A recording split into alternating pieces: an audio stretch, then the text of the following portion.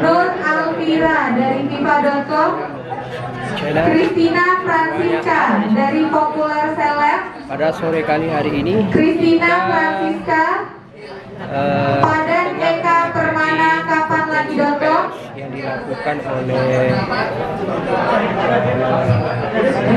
Bang Paris. Padan Eka Permana kapan lagi.com Yang akan mengklarifikasi M. Iqbal Maulana isu ataupun berita-berita yang hot beberapa pekan hari ini, ya, M. Iqbal Maulana Paris dan Otto Victor Anggarita merupakan ketua umum Paradi. Nah, seperti apa konferensi Victor Anggarita pada sore kali ini, guys? Ikutin terus Muhammad Samin channel Muhammad Samin Chandra Kirana Oke, guys. Muhammad Samin Chandra Kirana. Jangan. Salah satunya adalah mengesahkan anggaran dasar Perdadi yang menjadi objek perkara ini. Artinya apa? Yang dibatalkan tadi oleh pengadilan, objek perkaranya kan perubahan anggaran dasar. Yang dibatalkan tadi oleh pengadilan, oleh Munas disahkan. Jadi swasta mensahkan membuat putusan yang mensahkan yang sudah dibatalkan pengadilan. Terserah kepada ahli nanti bagaimana penafsirannya. Ya. Dan kemudian itu dipakai sebagai alasan untuk banding. Dengan mengatakan kami sudah sahkan ini anggaran dasar, tolong banding kami dikabulkan. Ternyata pengadilan tinggi tetap menolak, tetap anggaran dasar kau batal, sampai kasasi batal. Jadi yang tersebar di luar yang mengatakan yang disahkan di Munas itu anggaran dasar baru, di luar yang dibatalkan, itu bertentangan dengan isi putusan pengadilan tinggi. Bahkan 3 kali disebutkan di sini bahwa yang disahkan itu adalah SK 104 yang dibatalkan oleh pengadilan negeri di halaman 35, halaman 349 dan halaman 40. Berulang-ulang di sini dalam memori banding dari Peradi mengatakan itu. Jadi lagi-lagi saya hanya sebatas putusan, karena saya tidak tertarik menjabat jabatan apapun. Saya tertarik gara-gara terus-terusan saya diledek begini, pamerin wanita dan sebagainya. Makanya saya jawab sekarang.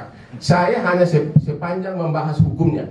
Di sini disebutkan 3 kali oleh memori banding Peradi bahwa yang disahkan di Munas itu adalah surat perubahan anggaran dasar yang sudah dibatalkan. Jadi dibatalkan oleh pengadilan, disahkan mereka. Tapi oleh pengadilan dibatalin lagi dibanding, dibatalin lagi di kasasi. Jadi mana yang sah? Anda silakan tafsirkan. Ya.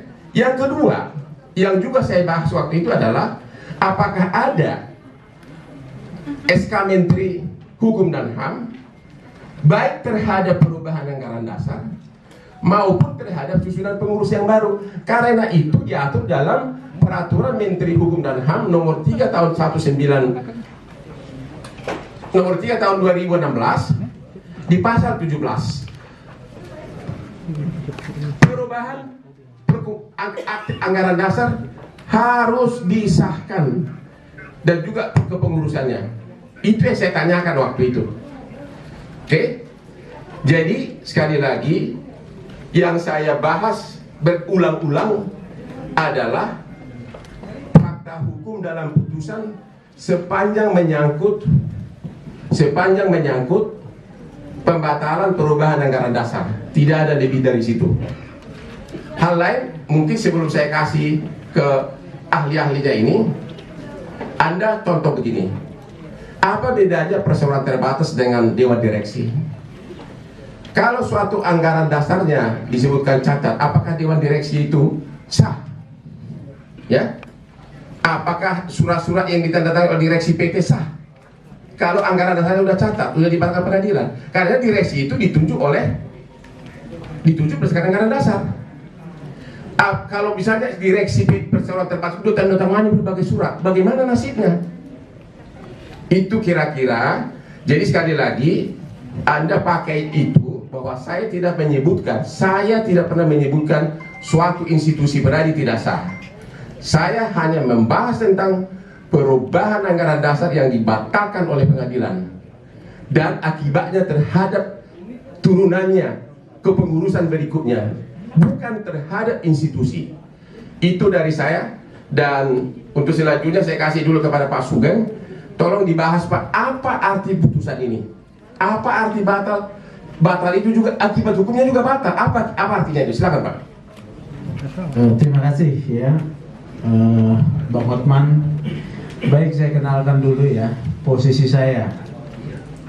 Saya Sugeng Teguh Santoso, Ketua Umum Persaudaraan Penasihat Hukum Indonesia atau dikenal dengan Peradi Pergerakan.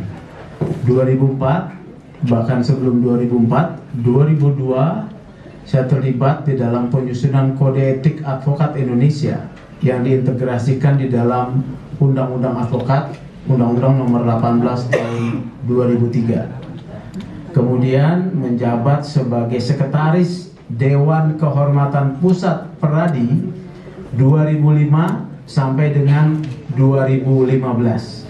Ketika Peradi masih sebagai organisasi single bar, ya. Nah, hari ini saya diundang oleh rekan Hotman untuk bisa memberikan pendapat saya.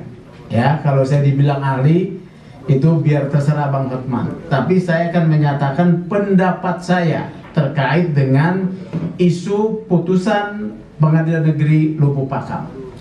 Saya langsung kepada tadi rekan Hotman bagaimana memaknai, menyatakan batal dan atau tidak berkekuatan hukum dengan segala akibat hukumnya surat keputusan Dewan Pimpinan Nasional Perhimpunan Advokat Indonesia nomor Kep 104 Peradi DPN 9 Romawi 2019 tanggal 4 September 2019 tentang perubahan anggaran dasar.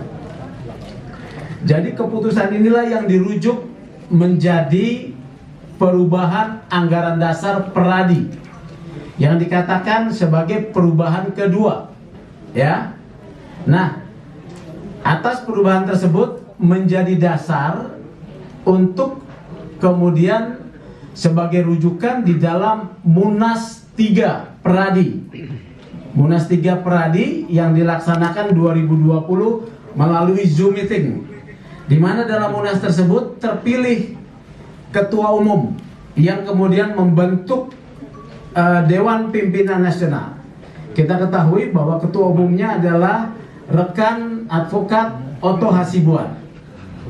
Bagaimana memaknai, menyatakan batal dan atau tidak berkekuatan hukum dengan segala akibat hukumnya surat keputusan 104 tanggal 4 September 2019 tentang perubahan anggaran dasar. Itu bermakna bahwa setiap produk yang merujuk kepada surat keputusan 104 yang dijadikan sebagai dasar perubahan anggaran dasar kedua yang kemudian menjadi dasar terpilihnya di dalam Munas 3 Peradi Saudara Otto Hasibuan bermakna semuanya tidak mempunyai kekuatan hukum mengikat, termasuk jabatan Saudara Otto Hasibuan. Ini saya tegaskan ya. Ini per definisi hukumnya ya. Pertanyaan selanjutnya, bagaimana produk kerja organisasi DPN Peradi yang ketuanya rekan advokat Otto Hasibuan kalau merujuk kepada putusan ini maka dinyatakan juga tidak mempunyai kekuatan hukum. Produknya apa? Organisasi advokat berdasarkan undang-undang advokat berwenang melakukan pendidikan khusus profesi advokat. Itu menjadi tidak mempunyai kekuatan hukum atau batal. Kemudian ujiannya juga, ya. Kemudian termasuk pengangkatannya. Ini menjadi akibat dari putusan ini. Ini yang bisa saya sampaikan dalam posisi saya bukan sebagai timnya rekan Hotman, ya. Saya dalam posisi sebagai advokat dan juga ketua umum Peradi Pergerakan. Sementara itu dulu. Pertanyaannya Pak. Ya. Biar tuntas. Bagaimana dengan nasib kartu advokat yang dari organisasi yang dipakai untuk bersidang? Hasil produk pengurus yang baru berdasarkan SK 104 ini yang dibatalkan oleh pengadilan? Kalau menurut saya ya, Dengan kata akibat hukumnya batal, apa akibatnya? itu juga termasuk yang dinyatakan batal dan tidak mempunyai kekuatan hukum, ya, dengan segala akibat hukumnya. Bagaimana Itu pendapat nasib saya. pengacara yang punya kartu tersebut? Kalau nasibnya itu diserahkan pada Tuhan, Pak. Tapi kita bicara soal batal dengan segala akibat hukumnya. Bagaimana dengan ujian PKPA? Tadi saya katakan, ya, saya sudah katakan tadi, PKPA, upah dan juga pelantikan atau pengangkatan, surat keputusan pengangkatan, karena organisasi advokat berhak membuat surat keputusan pengangkatan sebagai advokat, kemudian diajukan permohonan untuk sumpah. Merujuk pada putusan ini semestinya harus dinyatakan batal dan tidak mempunyai kekuatan mengikat. Ya, tegas ini saya akan sampaikan. Oke? Selanjutnya.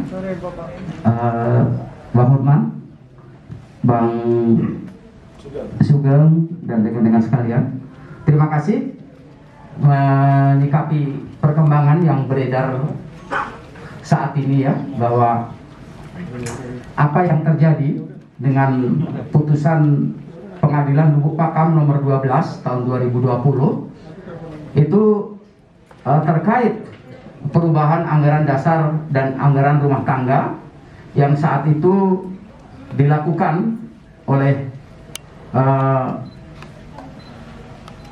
teman-teman yang ada di bawah pimpinan rekan kita Saudara Oto Hasibuan, itu mendapat bantahan ya, dan sehingga salah seorang anggotanya ya, atas nama di sini ada ya Alamsyah Sarjana Hukum, itu melakukan gugatan, dan gugatan itu dikabulkan oleh Pengadilan Lubuk Pakam. Tadi sudah dibahas oleh rekan saya secara luas, secara mendalam, bahwa sesuatu secara hukum sudah diputus di pengadilan, kemudian mempunyai kekuatan yang penuh, sehingga akibat dari itu ya, akibat dari putusan itu berarti semuanya apa yang dilakukan, apa yang terjadi dengan anggaran dasar, anggaran rumah tangga yang dibatalkan, berarti semua perbuatan, semua kegiatan yang dilakukan juga ikut tidak sah karenanya ya. Nanti teman-teman media bisa maknai sendiri ya, sambil dibaca-baca, karena Bang Hotman sudah bagi ya Bang ya. Nah, sudah bagi, teman-teman bisa nanti baca putusan itu. Selanjutnya apa yang terjadi di tingkat banding kemudian juga dikuatkan, selanjutnya di tingkat kasasi pun dikuatkan. Artinya semuanya sah demi hukum. Ini adalah fakta hukum. Ini adalah satu kebenaran, bukan sesuatu yang dibuat-buat berdasarkan keinginan pribadi ya, ataupun apalah namanya itu, tapi tidak. Ini adalah yang dibahas beberapa hari ini, yang disampaikan itu adalah fakta hukum. Di sini saya tidak ada kepentingan apapun dengan Bang Hotman, dengan semuanya. Saya selaku profesional menyampaikan apa adanya tentang putusan ini. Sementara demikian. Terima kasih. Pertanyaan berikutnya Pak Sugeng sana, katanya situasi berbalik karena sudah terjadi perdamaian antara Peradi dengan Alamsyah. Apakah itu merubah putusan pengadilan tinggi sampai Mahkamah Agung ini? Saya jelaskan dulu ya.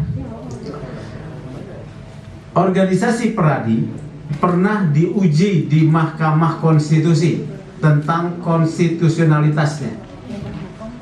Mahkamah Konstitusi dalam pertimbangannya memberikan satu status kepada Peradi sebagai independent state organ, ya, organ negara yang independen. Organisasi advokat sebagai independent state organ, dia adalah regulator, berhak membentuk peraturan, ya, peraturannya sendiri. Jadi peraturan dibuat untuk mengatur organisasi dan komunitas organisasi. Yang digugat di sini, yang kemudian menjadi putusan hukum berkekuatan tetap, ya, adalah regulasi atau peraturan, ya, peraturan surat keputusan 104 yang menjadi dasar perubahan anggaran dasar.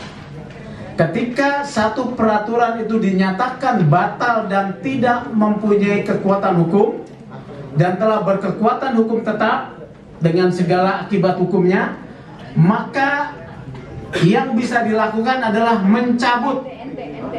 Ya, mencabut.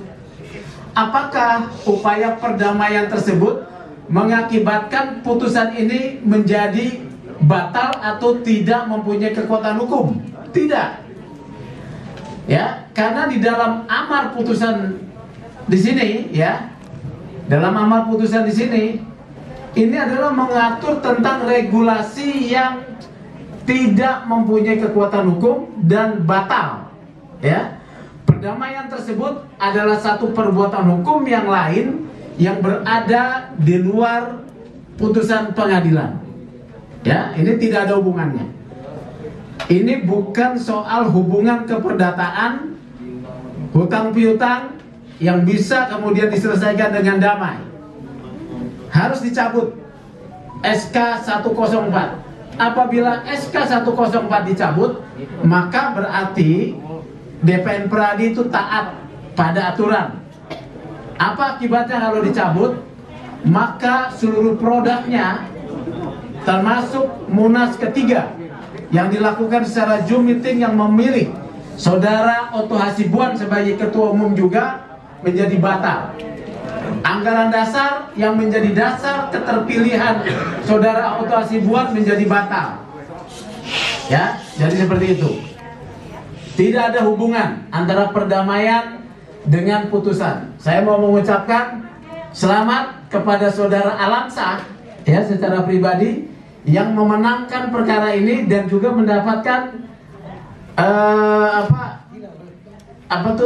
perdamaian, ya, yang saya mendengar mendapatkan sejumlah kompensasi. Saya sampaikan selamat, ya, Saudara Alamsah, Anda adalah pemenang dalam pertarungan ini, ya. Anda adalah pemenangnya, ya. Putusan ini tidak akan pernah bisa dinyatakan atau dianulir karena adanya perdamaian. Terima kasih. Silakan kepada. Ya, silakan Pak.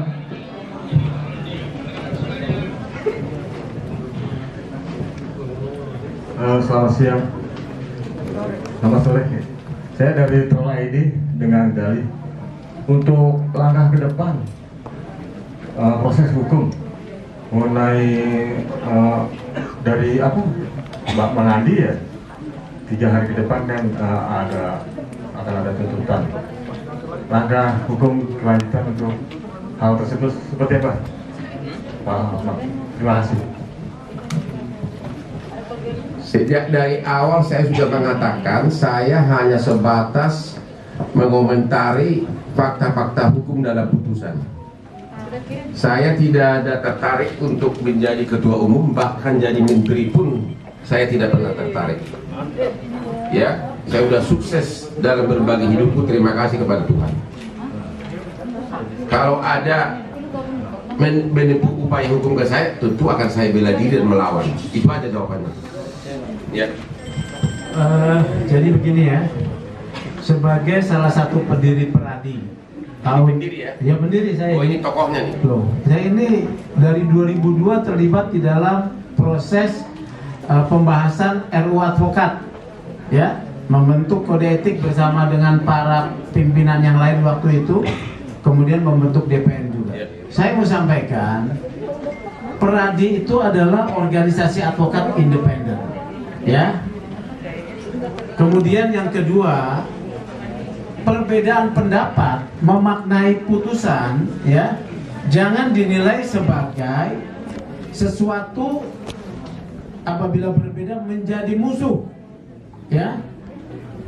Komunitas advokat, organisasi advokat harus melihat perbedaan itu sebagai bentuk khasanah demokrasi yang harus dihargai.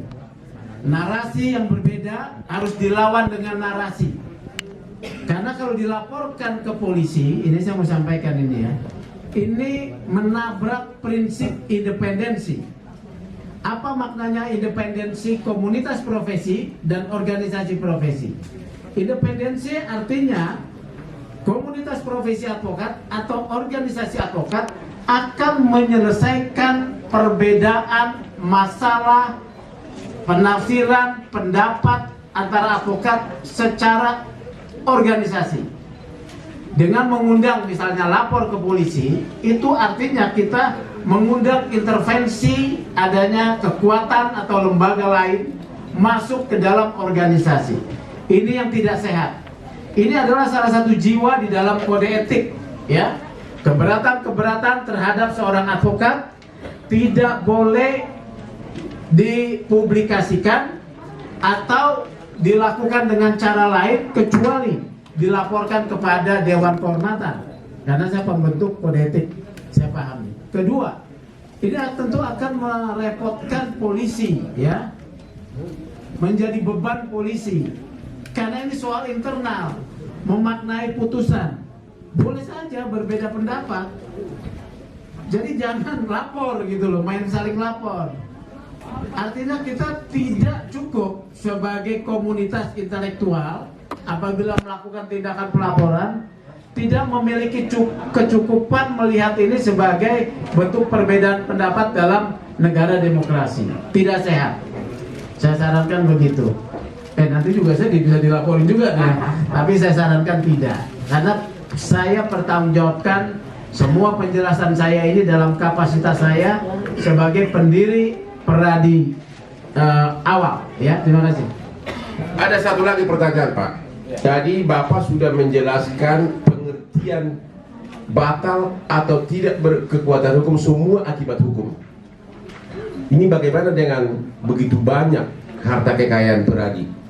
Apakah ada kaitannya dengan putusan ini? Misalnya rekening bank, uang pendaftaran, ujian kursus untuk PKPA. Ada nggak kaitannya? Anggaplah saya orang bodoh nggak ngerti, Pak. Kalau soal urusan internal duit, ya, Artinya masih berwenang nggak? Itu pertanyaannya. ya tentu tidak berwenang mengelola, ya. Stated pada saat putusan tersebut bahkan merujuk kepada SK 104 tersebut, ya, itu kan dinyatakan batal dengan segala akibat hukumnya. Tapi saya tidak ikut soal keuangan lah, ya. Itu wilayah internal, ya, organisasi. Tetapi saya juga adalah seorang yang terlibat di dalam Munas 2 Peradi, ya. Munas 2 Peradi yang saya tahu ketika diadakan di Makassar, yang saya hadir, itu tidak ada laporan pertanggungjawaban keuangannya. Nggak tahu ya Munas di Labersa, saya tidak hadir di sana, ya. Ya, saya tidak tahu. Jadi tidak pernah dengar juga saya. Sebagai pengurus 10 tahun, ya otomatis saya hanya mengurus soal di Dewan Kehormatan, dugaan pelanggaran kode etik dan memeriksa. Termasuk saya pernah nyaris memeriksa pengaduannya OCK Ligis, ya. Lawan Hotman, lawan saudara Otto, juga lawan siapa yang perempuan? Elsa Sari, ya. Tapi damai ternyata, ya. Oke. Moderator silakan. Pertanyaan saya tadi terkait statement dari Bang Hotman soal rekan-rekan advokat yang selama ini tergabung dalam Peradi, dan tentunya dengan adanya amar putusan tersebut bisa membatalkan ataupun menangguhkan status rekan-rekan advokat sendiri. Anda salah, itu bukan statement saya tadi, statement dari ahlinya. Ya, Pak Sugeng. Jangan Anda salah nulis lagi. Nanti berbalik, nanti kita yang saling melapor. Itu saya tadi bertanya, dia yang menjawab. Oke.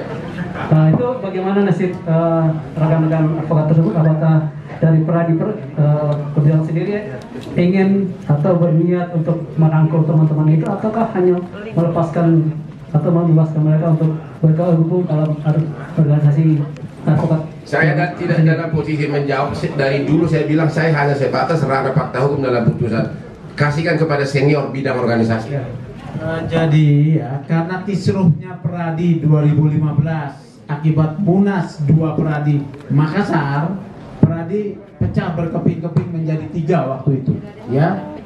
Nah, akibat hal tersebut Mahkamah Agung kemudian merespon dengan menerbitkan surat keputusan Ketua Mahkamah Agung, ya, yang memungkinkan organisasi lain untuk mengajukan sumpah, dan pengadilan kemudian tidak mengecek lagi kartu, ya. Yang dia lihat adalah berita acara sumpah. Saya tidak tahu kalau kartu akibat putusan ini kemudian pengadilan atau hakim konsisten, ya, terkait putusan ini, kartu DPN Peradi katakanlah ditolak, saya mengundang, ya, masih banyak organisasi lain untuk bisa pindah, ya. Saya cuma menyatakan begitu aja. Kartunya doang. Baik, rekan-rekan, ini yang menjadi persoalan adalah yang SK yang dibatalkan, ya, yang dari putusan pengadilan Lubuk Pakam. Jadi yang bermasalah adalah semenjak adanya, ya, adanya pembatalan anggaran dasar dan anggaran rumah tangga. Nah, ini menyangkut, tadi disampaikan oleh beliau, ada beberapa kegiatan, ya, ada PKPA, kemudian ada pengangkatan, ya, ada upah, ada pengangkatan. Nah, dengan demikian, karena formilnya sudah salah sejak kepemimpinan yang ketiga beliau ini, otomatis teman-teman, adik-adik kita yang baru mengikuti pendidikan, yang baru mengikuti ujian, dan yang baru diangkat, ya, dilantik sebagai advokat, otomatis itu bermasalah. Nah, terkait bagaimana kedepannya, tadi disampaikan oleh beliau, ya, silakan masing-masing pihak memilih jalan yang terbaik untuk menapaki dunia advokat ke depan.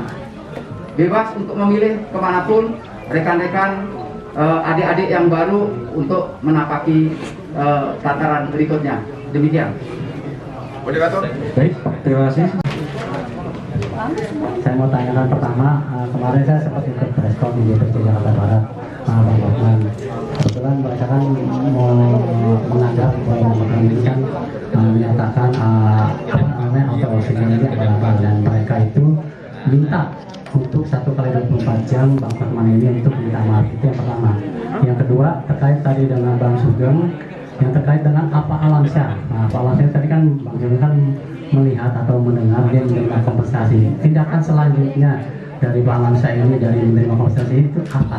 Karena kan itu kan otomatis kan dia tidak netral, ya kan? Berarti kan ada kongkang-kongkang. Karena kan pas waktu di acara persidangan itu dia juga menyebut mereka ini DPC Peradi ini Jakarta Barat ini juga menyebut nama Alamsyah. Itu. Nah, yang terakhir, dari adanya kisru ini, kira-kira nanti untuk supaya bisa ada titik akhirnya ini, apakah nanti Dewan Kehormatan ini bisa menyelesaikan antara DPN dengan Oto Hasibuan? Itu dulu sementara. Terima kasih. Yang pertama, Anda tidak menjelaskan apa saya harus minta maaf. Kalau sekarang ini putusan kau baca, kau ceributkan apa yang tertulis, kau disuruh minta maaf, kau mau nggak? Hah? Jawab yang jelas dong. Apalagi aku. Nggak baca rilis. Aku membacakan fakta di persidangan. Nggak baca rilis. Oke, selanjutnya dijawab oleh Pak Sugeng yang pertanyaan lain. Buat Alamsyah ini kan saya sudah sampaikan, selamat buat Alamsyah. Dia menang besar nih, ya, menang besar nih. Bukan kanan kiri. Dia memenangkan perkara ini, ya, menjadi momentum isu nasional terkait dengan komunitas atau organisasi advokat Peradi lagi, ya, yang diklaim anggotanya paling banyak, ya, ribuan, puluhan ribu, ya, puluhan ribu, ya. Kemudian kedua, saya mendengar mendapat kompensasi, makanya saya katakan selamat. Apa implikasinya? Tidak ada implikasinya. selamat saya bilang. Karena itu tidak ada kaitannya ya untuk bisa membatalkan putusan ini. Putusan ini telah berkekuatan hukum tetap, yang bisa dilaksanakan adalah dicabut ya, mencabut. Ya dicabut tuh SK 104 ya, gitu loh. Yang kedua, kita advokat ini kan bekerja di wilayah yang namanya nilai-nilai dan norma ya. Kita harus taat nih yang namanya nilai-nilai dan norma. Kalau kita tidak taat itu, maka kita sedang mendinai diri sendiri sebagai profesional, sebagai komunitas intelektual ya. Apa yang harus dihormati dan nilai-nilai dan normanya. Apabila pengadilan menyatakan ini batal dan tidak mempunyai kekuatan hukum, semestinya anggota-anggota yang puluhan ribu tersebut ya bisa meminta kepada DPN untuk mentaati. Satu ya, bisa mentaati. Karena tentu tidak nyaman berada pada situasi yang sudah jelas-jelas dinyatakan pada situasi melanggar hukum atau melawan hukum. Ketika melawan hukum, Anda taat atau Anda diam saja, sebetulnya menjadi satu tanda tanya. Anda ini bekerja pada wilayah norma atau tidak? Atau sekedar menggunakan posisi profesi tersebut hanya mencari uang semata. Karena di dalam kode etik ya, dalam kode etik advokat sebagai pribadi advokat adalah orang yang taat hukum, peraturan perundang-undangan, kode etik. Ya. Jadi ini harus diingat nih. Bukan persoalan sengketa hukum, tetapi lebih dalam dari itu, kita harus taat hukum pada nilai-nilai dan norma hukum. Normanya sudah ada, batal dengan segala akibat hukumnya. Bisa anggota-anggotanya meminta pertanggungjawaban untuk dilakukan koreksi atas kepemimpinan yang dihasilkan dari SK 104 yang dinyatakan batal dengan segala kekuatan dengan segala akibat hukumnya. Terima kasih. Jadi Pak minta koreksi ya, bukan rame-rame laporin Hotman Paris ke polisi ya. Pak Sugeng yang ahli kode etik, ada lagi yang lebih menarik nih Pak. Saya ini belakangan ini makin ganteng, makin langsing. Juga bisnis klub suka dansa-dansa Pak. Kalau saya dansa-dansa malam, apalagi pakai jas lagi, itu melanggar kode etik Pak. Kalau sedikit-sedikit sentuh ceweknya, nggak ada dansa kan yang tidak bersentuhan. Kira-kira gimana Pak? Bapak kan ahli kode etik, bisa nggak aku dihukum kalau saya berdansa dengan Aspri? Saya sudah 44. Gimana Pak? Ini jadi begini Bang Hotman, ini bukan forum untuk menilai soal apa pelanggaran kode etik lah ya. Minta tolong aja kan Bapak. Oh, jadi harus jawab nih saya nih. Iya Pak, kan Bapak kulit menyentuh kulit ya. Jadi gini ya, jadi gini ya. di bulan puasa ini berbagi ilmu ada dan Ya, jadi begini ya. Kode etik advokat Indonesia itu disusun untuk mengontrol seorang pemegang profesi advokat di dalam menjalankan tugas profesinya. Menjalankan ya, saat menjalankan ya. Jadi gampangnya ketika sedang menangani perkara. Kalau beliaunya joget-joget dengan kliennya, misalnya ya dalam menangani perkara depan sidang, nah itu pelanggaran kode etik. depannya gua gini. Ya. Tetapi apabila saya sebagai advokat, ya saya sedang tidak menjalankan profesi, saya misalnya joget-joget dengan seorang wanita, beberapa orang wanita, itu adalah wilayah privasi saya, ya. Yang penting saya tidak melakukan atau melanggar batas demarkasi pelanggaran hukum. Ya, misalnya nih, ya, pelanggaran hukum tersebut saya memakai obat narkoba, ya, atau wanita tersebut di bawah umur, ya, saya pegang-pegang, dia tidak suka. Kalaupun dia misalnya wanita sudah dewasa, Misal saya peluk-peluk dia tidak suka, boleh lapor. Cuman kalau dia suka nggak ada soal, ya. Itu wilayah privasi. Itu pendapat saya ketika saya diminta pendapat di dalam persidangan kode etik. Ini jadi berulang pertanyaan nih. Masih ada satu lagi, Pak. Ini kayaknya mesti awal di basis. Ya boleh. Ini kasihan mereka ini sia-sia, biar ada yang dibuat, Pak. Jujur saya sama kalian jadi ada berita. Ini putusan sudah September 2020, ya kan? Tapi nggak pernah ada gaungnya. Sudah putusan Pengadilan Negeri Lubuk Pakam September 2020 nggak pernah gaungnya. Begitu disenggol Hotman dikit langsung bung. Gitu. Apapun kalau saya senggol bung, atau kenapa itu? Ya. Satu lagi, Pak. Aku capek-capek merantau, Pak. Dulu naik kapal Tampomas, naik kapal laut. Boleh nggak, Pak, pengacara mencari harta, Pak? Dan boleh nggak bergaya gini-gini? Nggak, Pak. Kan ada wilayah privasi, ya.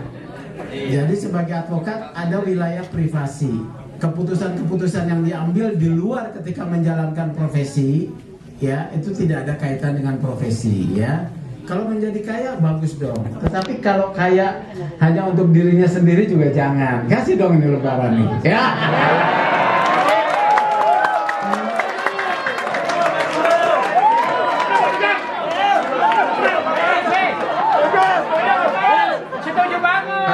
Ada hal yang kalian lupakan. Kalian mungkin sudah dengar Kopi Joni yang sampai sudah melambung ke luar negeri. Siapa yang bekerja di situ tanpa pamrih? Apalagi sebelum pandemi. Sebelum pandemi, Anda percaya atau tidak, Sabtu Minggu ini antri sebesar ini pencari keadilan gratis dari seluruh Indonesia. Itu kenyataan. Ya, dan saya tidak pernah menyombongkan itu. Ya, yang kedua, ini saya dengar, ini ada satu cerita memilukan di Kopi Joni, saya cerita ya. Saya itu kebiasaan renang jam 4 atau jam 5 subuh. Ada seorang ibu yang selalu SMS WA saya, dia tahu saya jam bangun. Karena memang selama ini, sewaktu itu saya tidak pernah ladeni pelayanan hukum melalui WA, harus kalian datang ke Kopi Joni. Tapi karena ibu itu konsisten, akhirnya saya jawab, oke, ibu datang ke Kopi Joni jam 7. Datang dia. Ternyata apa yang terjadi adalah putri kandung dia bekerja di karaoke, ternyata juga dijual. Harus melayani laki-laki hidung belang 5 kali sehari. Maaf ya, ini bulan puasa. Dijual cuma 550.000 dan dia hanya dapat setengahnya. Suatu waktu, kata cerita ibu ini, putrinya ini pendarahan, tapi tetap tidak boleh pulang karena selalu dijaga oleh bodyguard. Akhirnya, karena ternyata saya tanya, di mana lokasinya? Di Kelapa Gading, cuma 300 meter dari Kopi Joni. Langsung saya ambil resiko, saya viralkan langsung. Ya, saya viralkan begini langsung. Kebetulan Polsek Kelapa Gading cuma 100 meter dari Kopi Joni. Betul. Halo Bapak Kapolsek, tolong kirim anak buahmu ke sini. Di sini ada korban dan neneknya. Nggak nyampe setengah jam, 2 penyidik datang. Dan saya sudah diceritakan langsung berangkat ke TKP ke tempat karaoke ini. Nggak nyampe 1 jam, penyidik ibunya dan wanita ini berhasil dibebaskan, dibawa ke Kopi Joni, pulang dengan bahagia. Satu. Dan saya tidak pernah promosikan itu. Yang kedua, saya pernah jam 11 siang hari Minggu sudah mau pulang. Tiba-tiba kaki saya dirangkul seorang wanita yang berkerudung masih muda. Saya tanya kenapa? Nangis dia. Ternyata dia diperkosa oleh pimpinan pramuka di sekolah. Berkali-kali, bapaknya kebetulan adalah anak kapal, jadi pulangnya sekali 3 bulan. Setiap dia mau lapor, rupanya waktu diperkosa pertama dia udah divideokan, sehingga si cowok ini ancam akan dibuka video ini kalau dia tidak dihadiri sampai 17 kali. Polres pun waktu itu udah ada kebingungan. Akhirnya saya sudah lapor. Tiba-tiba ada ide dari saya. Ternyata dia masih anak di bawah umur. Saya minta kepada penyidik masuk dari sana. divonis 9 tahun penjara. Itu baru 2 dari ratusan, dan saya tidak pernah minta nama untuk itu. Kemarin soal JHT, jaminan hari tua, juga yang mempromosikan itu siapa? Yang berani berdebat siapa? Juga saya tidak pernah, walaupun saya tidak sepintar Pak Sugeng atau Pak Basuki. Kaya beliaunya. Itu loh. Jadi kalau ada tuduhan saya mengejar harta, memang saya 30 tahun sama asing. Saya bekerja keras. Dan terima kasih Pak Sugeng, rupanya pengacara boleh juga cari harta ya. Oke, terima kasih. Dan silakan moderator. Baik, terima kasih ahlinya. Jadi minggu lalu kalau nggak salah, juru bicara Mahkamah Agung menyatakan bahwa semua pengacara advokat dari Kerambi tetap boleh beracara. Kemudian saya WA Kepala Biro Hukum Pak Subandi agar Mahkamah Agung keluarkan rilis resmi, tapi sampai sekarang tidak keluar. Jadi kira-kira gimana? Sedangkan Pak Sugeng tadi menyatakan sementara tidak bisa diakui sebagainya. Tunggu. Sekarang ke Bang Hotman. Ini kami wartawan jadi deg-degan. Tadi Mbak Abang bilang kalau salah nulis lagi nanti bisa saya tuntut. Nah, kira-kira sedangkan ada media watch sesuai Undang-Undang Pers pasal 17A. Kenapa Bang Hotman tidak menggunakan itu? Makasih Bang Hotman. Soal bersidang ya. Pasal 4 Undang-Undang Advokat menyatakan begini. Sebelum menjalankan profesinya, seorang advokat mengangkat sumpah di hadapan sidang pengadilan tinggi. Nah, pasal 4 inilah yang dijadikan dasar di dalam persidangan-persidangan pengadilan untuk meminta advokat menunjukkan berita acara sumpah. Ya. Kartu advokat menjadi suplemen saja. Gitu loh, ya, menjadi tambahan saja. Tapi kalau punya kartu advokat tapi tidak punya berita acara sumpah pasti dilarang. Ya. Jadi begitu. Terkait dengan putusan ini kita sedang berbicara tentang segala akibat hukumnya dan pendapat. Ya. Pendapat. Jadi kalau pendapat advokat tidak kemudian berbeda dengan pendapatnya juru bicara Mahkamah Agung, itu biasa saja, ya, tidak ada soal begitu. Karena instrumen untuk menguji dia bisa bersidang berita acara sumpah. Kalau nulis atau karena wartawannya ingin mencari opla, saya hanya sebatas memberikan bantahan, minta ditulis. Saya nggak mau pusing-pusing lapor, mendingan saya dansa di Holy Wing. Terima kasih. Baik, terima kasih.